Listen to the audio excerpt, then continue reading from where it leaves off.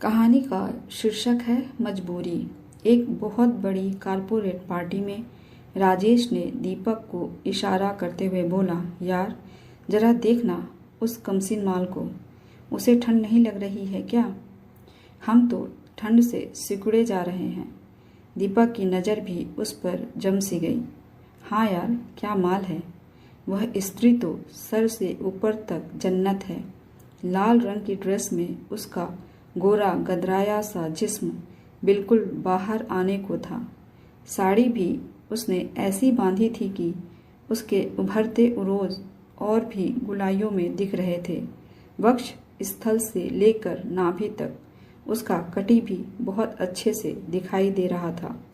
और तो और उसने कुशलता से अपनी सुंदरता की हर एक जगह पर कोई न कोई छोटा सा गहना पहनकर उसे आकर्षण का केंद्र बना दिया था। जहाँ पर नजर पड़े नजरें टिक जाएं। दीपक ने भी आह भर कर कहा, मार डाला यार। अगर एक रात के लिए ये माल मिल जाए तो जिंदगी संवर जाए। है किसकी? कौन है यह? जरा पता तो कर। दोनों उसे एकटक देख रहे थे कि तभी एक बुजुर्ग आया और उस कंचन काया के कंधे पर हाथ रखकर उसे किसी से मिलवाने ले गया। अरे, यह तो शहर का मशहूर बिजनेसमैन मिस्टर जतिन है। सुना था कि उसने किसी पटाखा से दूसरी शादी की है, तो यह है उसकी दूसरी बीवी। राजेश बोला और फिर उसने दीपक को बताना शुरू किया। जतिन जी ने अपने घर के नौकर की लड़की से शादी की है। इस लड़की पर उसका दिल आ गया था। नौकर गरीब था, बेचारा क्या करता।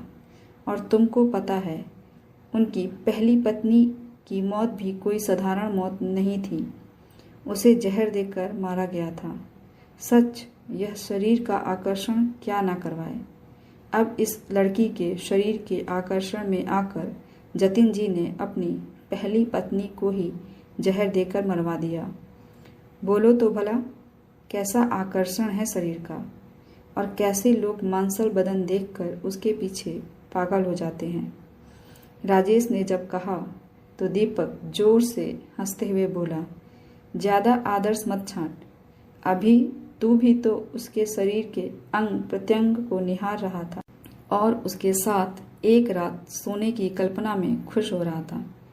और अब तू जब जान चुका है वह लड़की एक मजबूर गरीब लड़की है और जतिन जी ने कैसे उसके बाप की गरीबी और मजबूरी का फ़ायदा उठाकर उससे शादी की है, अब तू अपने शब्दों से पलट रहा है। कुछ भी कहो यार, औरत है बिल्कुल मालदार, माल ही माल है उसके पास। बस इसे देखकर जब हमारी यह हालत है तो सोच, जो इसके साथ रोज सोता होगा उसे कितना मज़ा आता होगा। दीपक ने कहा, अरे वह जतिन, वह तो बुढ़ा है। वह इस जवान जिस्म की प्यास क्या बुझाएगा। जरा सोचो, इसे सर्दी क्यों नहीं लगती। अरे यह जवान है, गर्म खून है, उफान मारता हुआ यौवन है, इसलिए इसे सर्दी नहीं लगती। उस बुढ़े के साथ बेचारी किस मजबूरी में रहती है और पता नहीं अपनी रातें कैसे गुजारती होगी। अचानक दीपक गंभीर हो गया तो दिनेश उसकी चेहरे की तरफ देखकर बोला, देख यार, अब तू ज़्यादा बातें मत बना। एक तरफ तू कहता है कि इसके जवान जिस्म के साथ खेलने में मज़ा आएगा और दूसरी तरफ तू उस लड़की पर तरस खा रहा है। आखिर तू कहना क्या चाहता है मेरे भाई? मैं यह कहना चाहता हूँ कि चाहे औरत हो या मर्द, हर किसी के जिस्म की प्यास होती है। अपने अपने जिस्म की एक मांग होती है। अब जवानी में किसी बुढ़े के साथ रहना पड़ जाए तो उसे तकलीफ़ तो होती ही होगी ना। जिस्म की अलग अलग भाषा होती है और जिस्म की अलग एक मांग होती है। वह भला या बुढ़ा जतिन क्या समझेगा? वह तो अपने बिजनेस में अपनी पोजीशन बढ़ाने के बारे में सोचता होगा और वह कंचन काया अपने शरीर की मांग से बेबस रात भर तड़पती होगी। दीपक की बातों से राजेश भी एक पल को सोच में पड़ गया।